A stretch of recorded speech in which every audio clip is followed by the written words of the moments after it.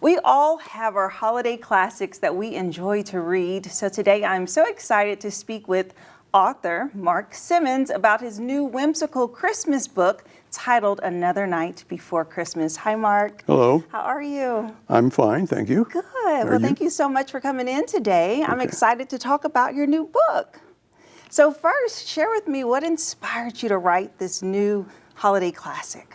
Well, it's not a classic. First of all, there's only one original classic, and that's the original Night Before Christmas.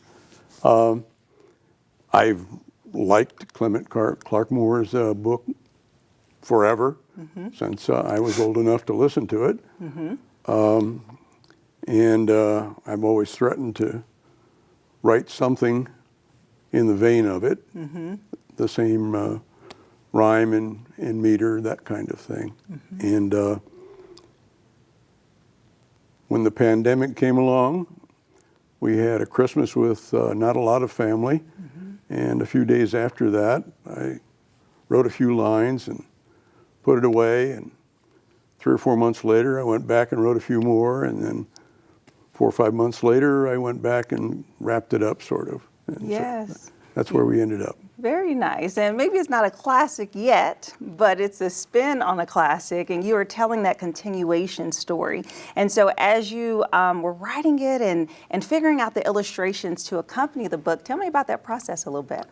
Well, first of all, unless you have an in with publishers, Random House or whatever, you're an established author, you're pretty much on your own out there. So you're stuck with going to a vanity press. I went with Fulton Books in Pennsylvania. And that's a collaboration then with them. They have a limit of 12 pages. And so you work with their group of artists and collaborate and put it together, and this is what you end up with, for good or for ill. Yeah, that's amazing. And perfect time for the holiday season.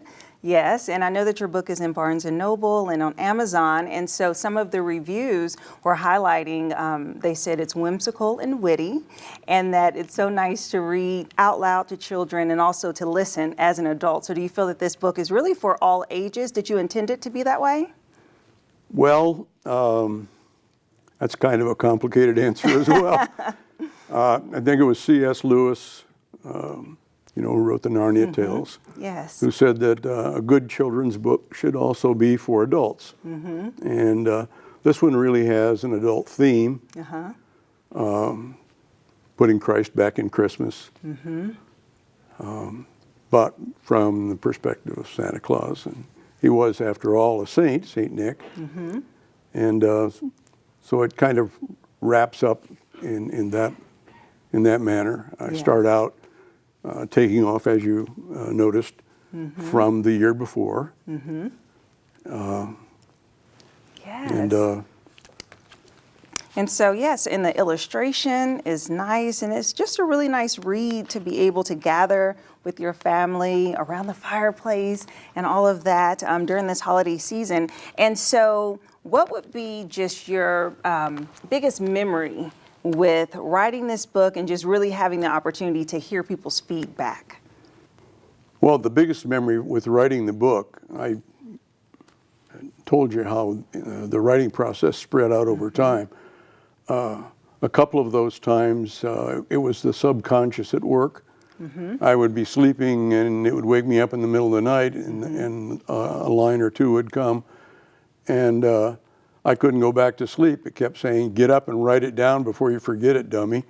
So that's what I did, and that would be probably the most memorable thing about writing it. It's an arduous process from that perspective. Sharon can tell you she didn't get a lot of sleep either on some of those nights, and it was an intermittent thing. I could go weeks at a time without even thinking about it, and then it would pop up again, and here we go. Here we go. Yes. Well, congratulations, Mark. That is amazing.